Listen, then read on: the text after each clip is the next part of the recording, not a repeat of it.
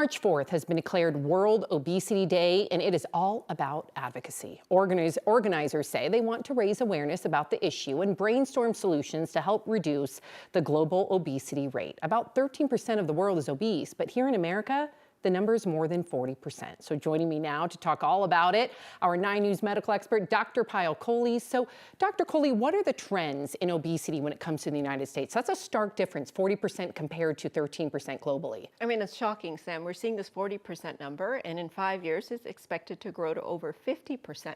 And we're not just talking about adults, we're actually talking about our children as well. So in kids and adolescents, the rate of obesity is nearly 20% right now, and that's expected to grow as well. And I like to think about obesity like the first domino. So if you think about this domino, it causes the blood pressure, the diabetes, the sleep apnea, the heart disease, the cancer, every other domino to fall.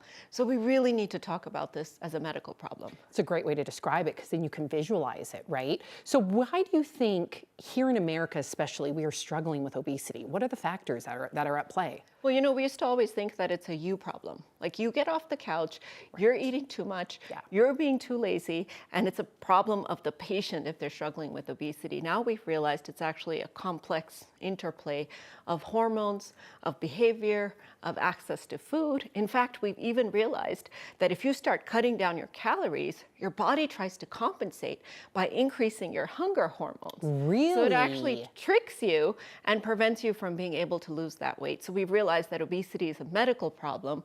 It's not a patient problem, and we need to think about addressing it just like any other chronic disease.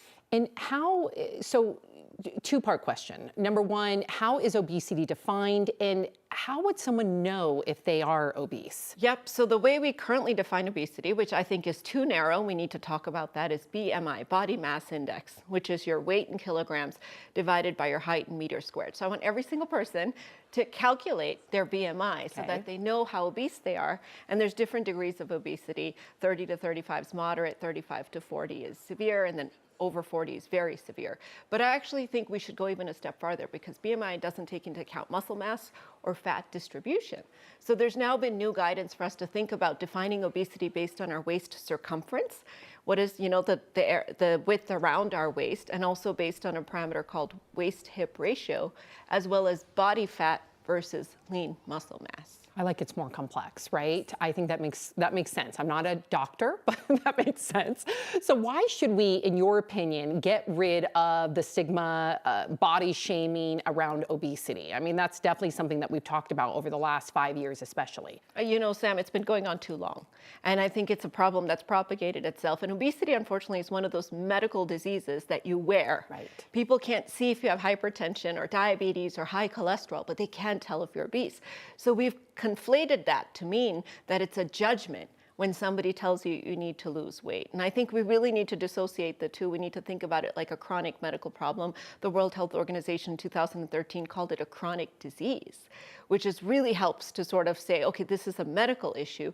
This has nothing to do with how you look. It's not a judgment on you. And, you know, that's not just for patients, but for providers as well. Knock on that door. Because like I said, it's that first domino. So you really can't be treating patients holistically in 2025 without actually addressing their obesity. And the likelihood of, you know, 10 patients in your office, 4 of them are going to struggle with obesity. So I think this fat shaming, that we're body shaming or fat shaming people has to really be yesterday's news. And today we're talking about an empowerment. Yes. Yes. Getting our life back, getting our health back, having less joint pain, less cancer, less heart disease, and feeling better. Yeah, seeing it for what it is as a disease. I like that. And then finally, what has been done here in America to address obesity as an actual medical problem, to what you just said earlier? You know, in the last decade, we've made tremendous strides. And like I said, it used to be just all a patient problem. Now we've got, obviously, behavioral counseling. We've got medications that work and don't just melt the weight off, they melt away the other chronic diseases, and they protect your organs like your kidneys and your heart. So, you know, tirzepatide and semaglutide, which are popular medicines, those are incredibly effective. And then we still use bariatric surgery, which is gastric bypass surgery in those very extreme cases. But don't be shy to talk to your doctor about obesity. Please open that door because you have so many options today, and it's not a you problem. We're in it together. I love that, Dr. Kohli. Thank you so much.